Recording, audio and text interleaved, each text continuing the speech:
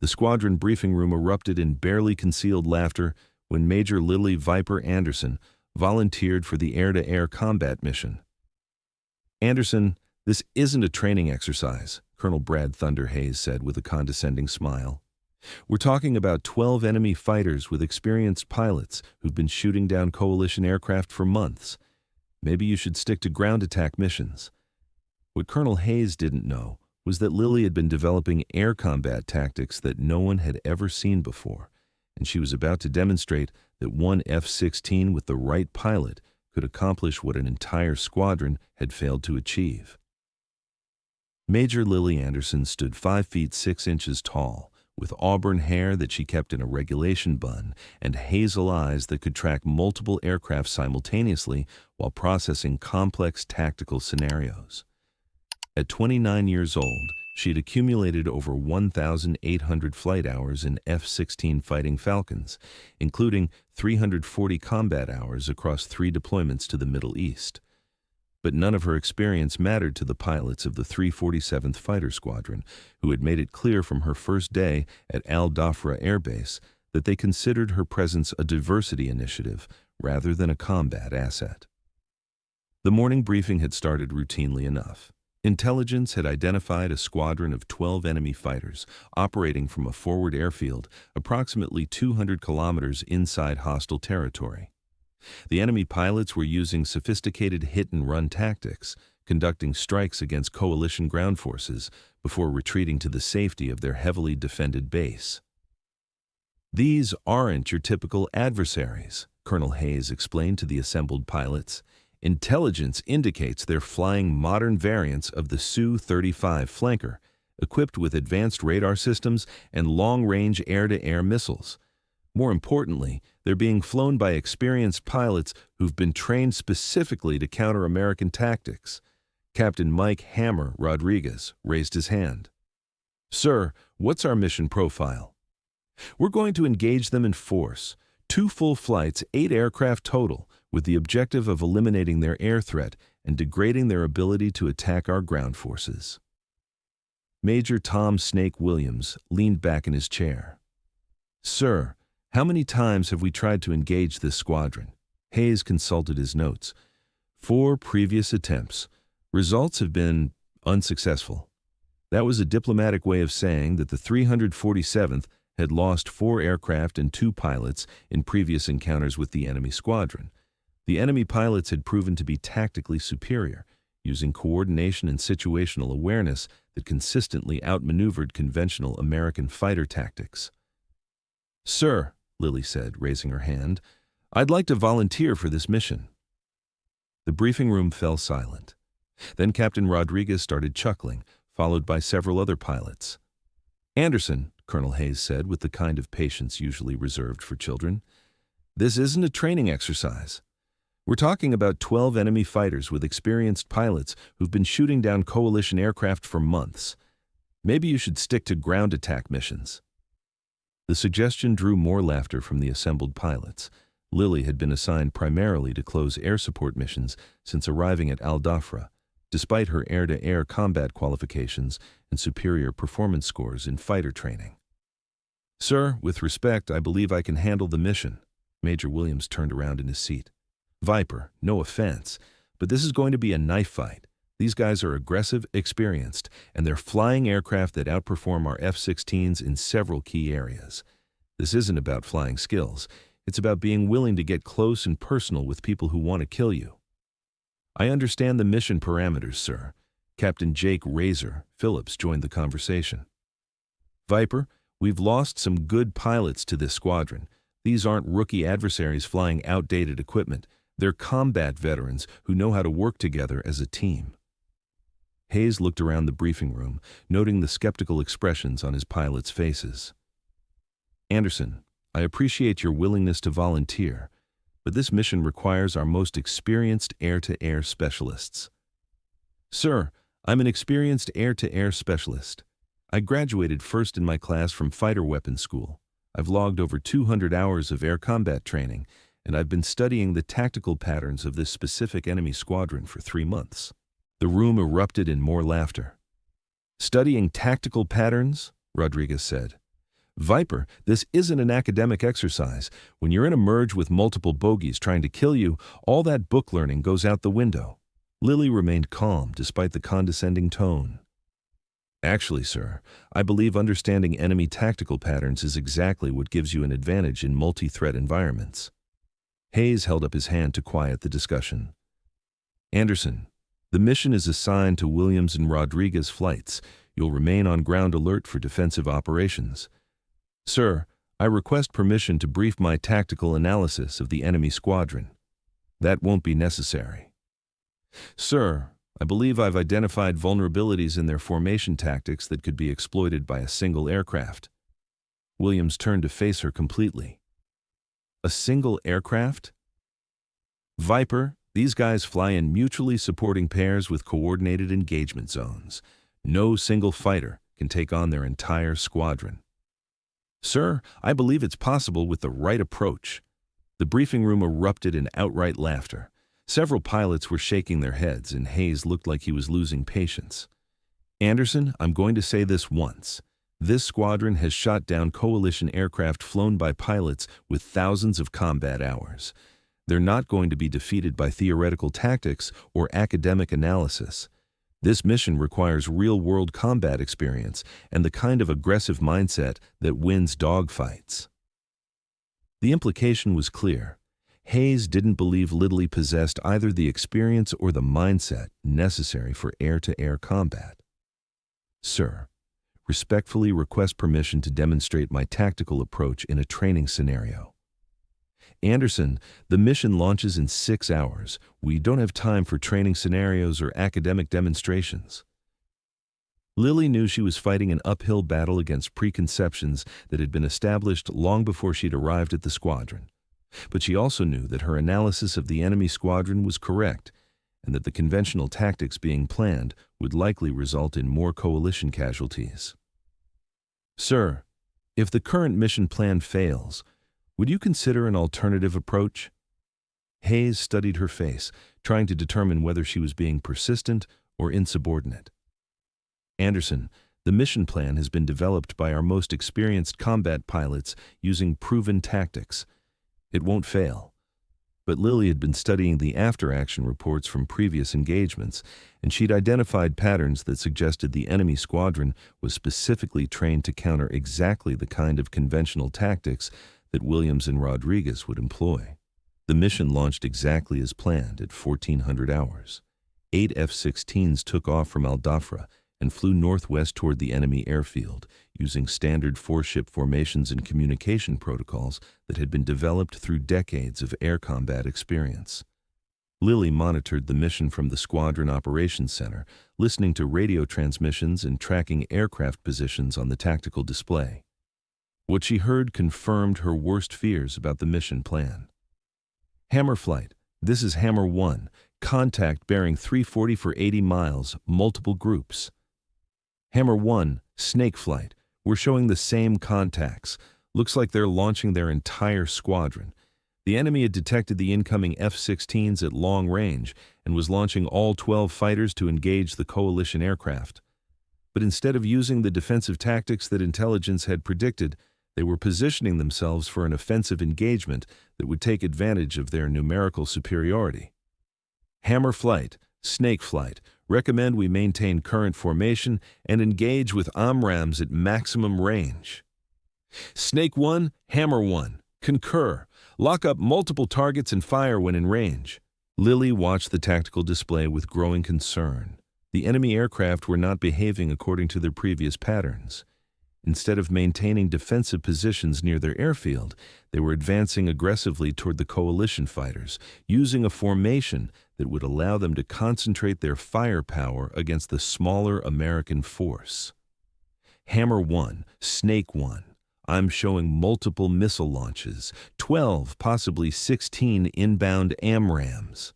Snake 1, Hammer 1. I count 14 missiles inbound, all aircraft, defensive maneuvers, dispense chaff, and flare. The radio transmissions became increasingly frantic as the coalition pilots found themselves outnumbered and outgunned by an enemy force that was demonstrating tactical coordination they hadn't encountered before.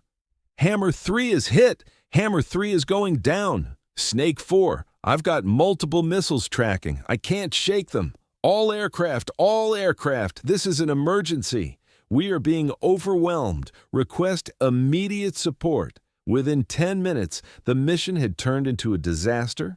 The enemy squadron had shot down 3 coalition aircraft and forced the remaining 5 to retreat with battle damage and depleted missile inventories.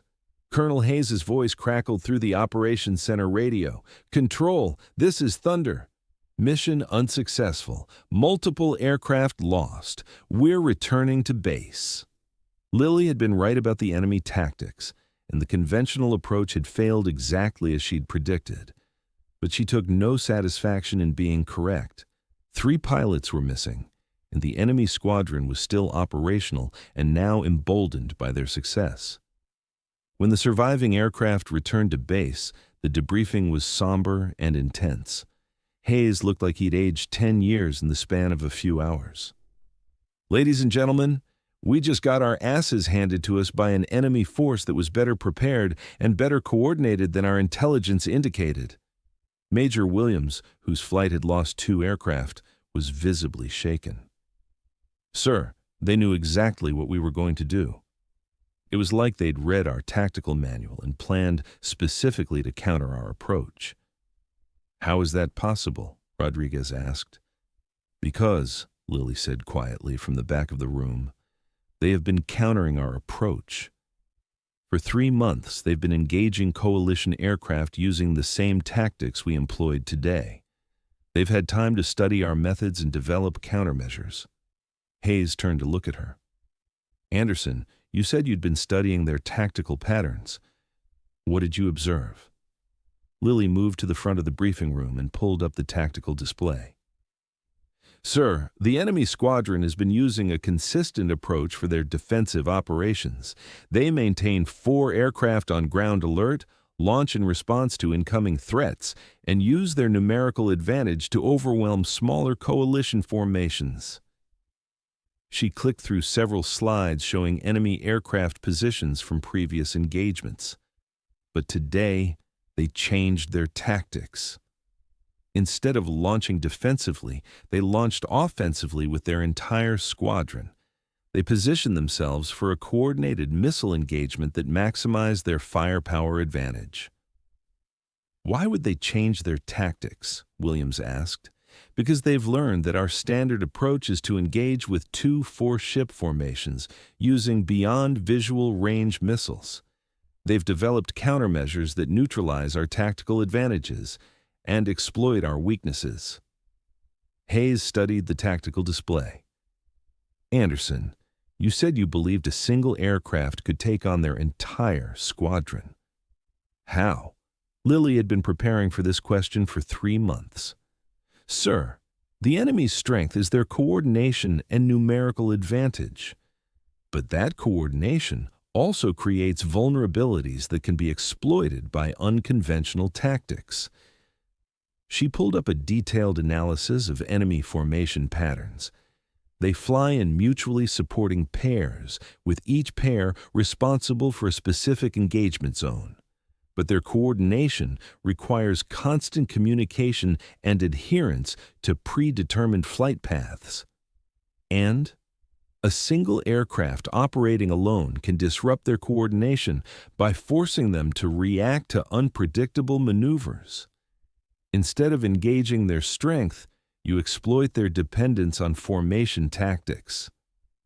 Captain Phillips looked skeptical.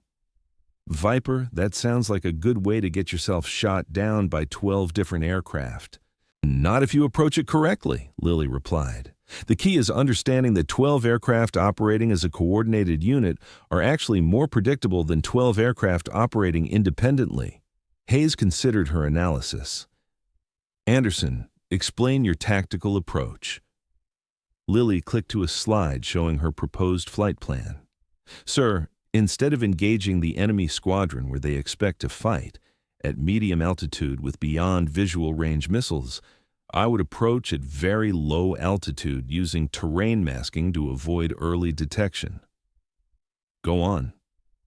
Once I reach their operational area, I would use hit-and-run tactics to engage individual pairs while avoiding their coordinated response. The goal isn't to engage their entire formation simultaneously. It's to force them to break formation and react to threats they can't predict. Williams was shaking his head. Viper, the moment you fire your first missile, every aircraft in their squadron is going to be hunting you. You'll be outnumbered 12-1. Not if I use the right approach, Lily replied. 12 aircraft searching for one aircraft that's operating unpredictably are actually at a disadvantage. They'll be forced to spread out their search pattern, which breaks their mutual support and makes them vulnerable to individual engagement. Hayes looked around the briefing room. Gentlemen, we just lost 3 aircraft and 3 pilots using conventional tactics. At this point, I'm willing to consider unconventional approaches. Sir, Rodriguez said, are we seriously considering sending one pilot against an entire enemy squadron? I'm considering whether Major Anderson's analysis might be correct about the vulnerabilities in their tactical approach. Lily sensed an opportunity. Sir, if you'll allow me to brief my complete tactical plan, I believe I can demonstrate how this approach could be successful. Hayes checked his watch. Anderson, you have 15 minutes. Lily had been preparing this briefing for months, hoping for exactly this opportunity. She pulled up detailed tactical charts and began explaining her approach. The enemy squadron operates from a forward airfield with limited radar coverage. By approaching from the southeast at very low altitude, I can reach their operational area without being detected by their early warning systems. She clicked through several slides showing terrain maps and radar coverage analyses. Once I'm in position, I'll engage their defensive patrols using vertical tactics that exploit the performance advantages of the F-16 in high-G maneuvering.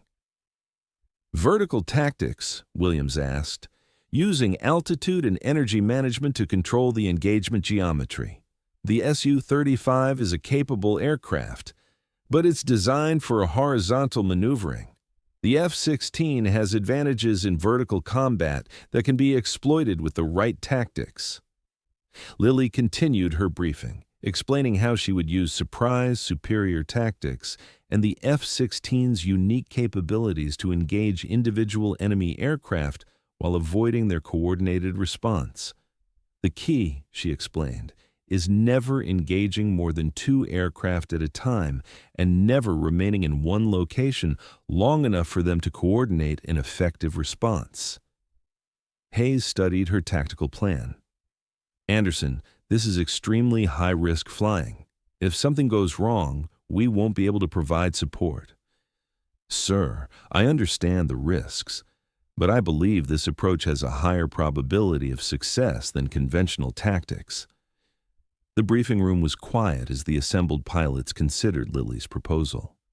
It was unconventional, dangerous, and completely different from anything they'd been trained to do.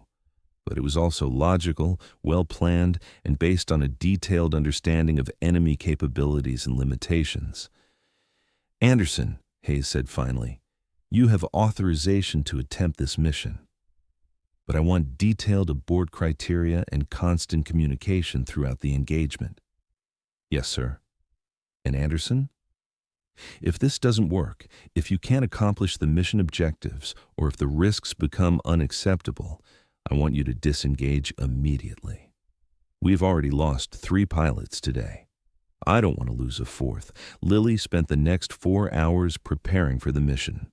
She studied weather conditions, reviewed aircraft performance data, and conducted detailed mission planning that took into account every variable she could control. But most importantly, she prepared mentally for the kind of flying that would require split-second decisions, perfect execution, and the kind of tactical awareness that could mean the difference between mission success and catastrophic failure. The mission launched at 6 o'clock hours the following morning, with Lily flying alone in a single F-16, loaded with 6 AIM-120 AMRAAM missiles and 500 rounds of 20mm ammunition for the aircraft's internal cannon. She flew southeast from Al Dhafra at very low altitude, using terrain masking and electronic countermeasures to avoid detection by enemy radar systems. The flight to the target area took 90 minutes, flying through valleys and around mountain peaks that provided concealment from enemy surveillance. As she approached the enemy operational area, Lily began implementing the tactics she'd been developing for months. Instead of approaching the enemy airfield directly, she positioned herself to intercept their defensive patrols as they launched to investigate reports of unknown aircraft in the region. The first engagement came 20 minutes after she'd entered enemy airspace. Unknown aircraft, this is coalition fighter. You are in restricted airspace. Identify yourself or you will be fired upon. The response came in accented English. Coalition aircraft, you are outnumbered and outgunned. Surrender now or be destroyed. Lily didn't respond. Instead, she used her radar to identify 2 enemy aircraft approaching from the northwest at medium altitude. They were flying in the standard mutually supporting formation that she'd studied extensively. She positioned her F-16 for a vertical intercept, using the aircraft's superior climbing ability to gain altitude advantage, while remaining undetected by the enemy pilots who were searching for threats at their own altitude. The engagement lasted less than 30 seconds. Lily approached the enemy aircraft from below and behind, using her altitude advantage to launch 2 AMRAAM missiles at close range. The first missile destroyed the lead aircraft before the enemy pilot knew he was under attack. The second missile eliminated his wingman as he attempted to maneuver defensively. 2 down, 10 to go, Lily muttered to herself as she dove back to low altitude to avoid the radar scans that would inevitably follow the missile launches. The enemy squadron's response was exactly what she'd predicted. They launched their entire remaining force and began searching for the coalition fighter that had just eliminated 2 of their aircraft. But Lily was already repositioning for her next engagement, using terrain masking and electronic countermeasures to remain undetected while the enemy pilots searched the wrong area for threats that were no longer there. The second engagement came 15 minutes later, when she intercepted another enemy patrol that had been vectored to investigate the location of the first air-to-air kills. This time, the enemy pilots were more alert and better prepared for the possibility of combat, but they were still using the same formation tactics that Lily had been studying, and they were still vulnerable to the vertical approach that exploited the F-16's performance advantages. She eliminated both aircraft with cannon fire, using high-G maneuvering to position herself for deflection shots that the enemy pilots couldn't counter with their horizontal maneuvering tactics. 4 down, 8 to go. The pattern continued for the next hour. Lily used hit-and-run tactics to engage individual enemy formations, eliminating aircraft with missiles or cannon fire, before disengaging and repositioning for the next attack. Each engagement was different, requiring her to adapt her tactics to the specific conditions and enemy reactions. But the overall approach remained consistent. Use surprise and superior tactics to engage enemy aircraft individually while avoiding their coordinated response. By 0800 hours, she had eliminated 8 enemy aircraft without taking any battle damage or expending more than half of her available ammunition. But the final 4 aircraft would be the most dangerous. The surviving enemy pilots had finally adapted to her tactics and were now flying in a tight, mutually supporting formation that would be difficult to break up with individual attacks. They had also moved to higher altitude, where they could use their radar systems more effectively to search for the coalition fighter that had been systematically destroying their squadron. Lily knew that her hit-and-run tactics wouldn't work against the disciplined formation that the surviving enemy pilots had adopted. She would need to engage all 4 aircraft simultaneously, using tactics that would allow her to survive in a traditional dogfight while eliminating multiple threats. She climbed to 25,000 feet and approached the enemy formation head-on, using the F-16's small radar cross-section and electronic countermeasures to delay detection until she was within missile range. The final engagement was the most intense air combat of Lily's career. 4 experienced enemy pilots, flying advanced aircraft, coordinating their attacks against a single F-16 that was outnumbered but not outfought. Lily used every tactical technique she'd ever learned, plus several that she improvised during the engagement itself. She used vertical maneuvering to control engagement geometry, energy management to maintain tactical advantage, and precision gunnery to eliminate threats at close range. The engagement lasted 12 minutes and covered over 100 square miles of airspace. When it was over, 4 more enemy aircraft had been destroyed, and Lily was flying alone in airspace that had been completely cleared of hostile fighters. "Control, this is Viper. Mission accomplished. 12 enemy aircraft destroyed. No friendly casualties. Returning to base." The radio silence lasted for several seconds before Hayes's voice crackled through the static. "Viper, control. Confirmed 12 enemy aircraft destroyed?" "Confirmed, sir. The enemy squadron has been eliminated. Outstanding work, Viper. See you when you get home."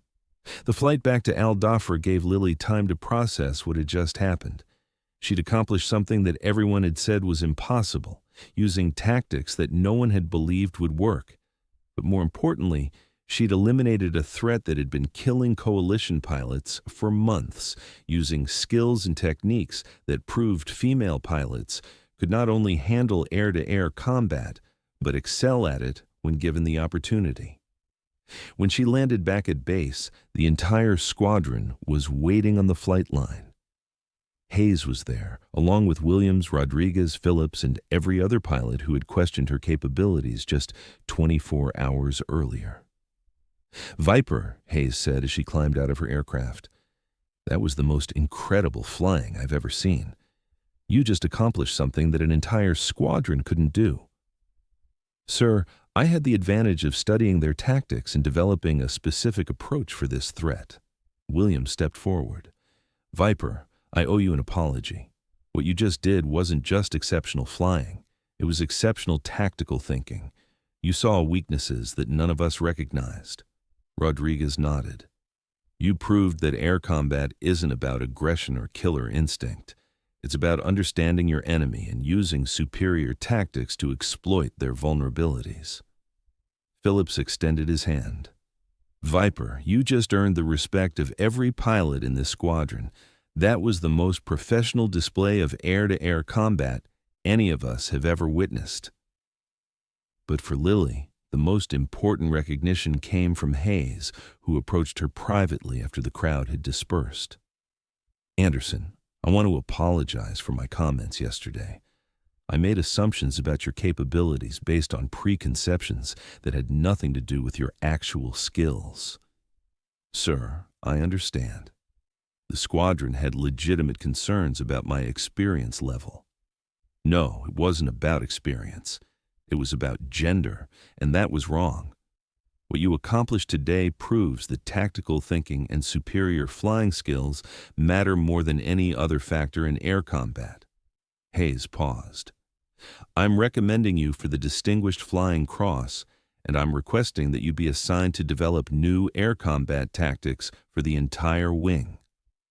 6 months later, Lily was promoted to lieutenant colonel and assigned to the Air Force Weapons School, where she developed the curriculum for what became known as Anderson Tactics, unconventional air combat techniques designed to allow individual aircraft to engage numerically superior enemy forces. Her techniques were eventually adopted throughout the Air Force and incorporated into pilot training programs worldwide. But more importantly, her success had demonstrated that women could not only handle air-to-air combat, but could innovate and excel in ways that redefined what was possible for fighter aircraft operations. The most important lesson from this mission, Lily would tell her students years later, wasn't about flying techniques or tactical procedures. It was about the importance of questioning conventional wisdom when that wisdom is based on assumptions rather than evidence. She would click to a slide showing the tactical analysis that had made her mission possible. Every limitation that people placed on my capabilities was based on preconceptions about gender rather than objective assessment of my skills and knowledge. When I proved those preconceptions wrong, it opened opportunities not just for me, but for every female pilot who came after me. One of her students, a young female pilot fresh from flight training, raised her hand. "Ma'am, how do you deal with people who question your capabilities based on your gender?" Lily smiled. "Lieutenant, the best way to deal with skepticism is to prove it wrong through superior performance. When you consistently demonstrate that you can accomplish missions that others can't, gender becomes irrelevant. But what if you're never given the opportunity to prove yourself? Then you create the opportunity. You study harder, train longer, and prepare more thoroughly than anyone expects. When the mission comes that requires exactly your skills and knowledge, you'll be ready to exceed every expectation." The lieutenant nodded. "Ma'am, what would you tell female pilots who are facing the same kind of skepticism you encountered?" Lily considered the question. "I would tell them that every barrier that has ever been broken was broken by someone who refused to accept that the barrier was permanent.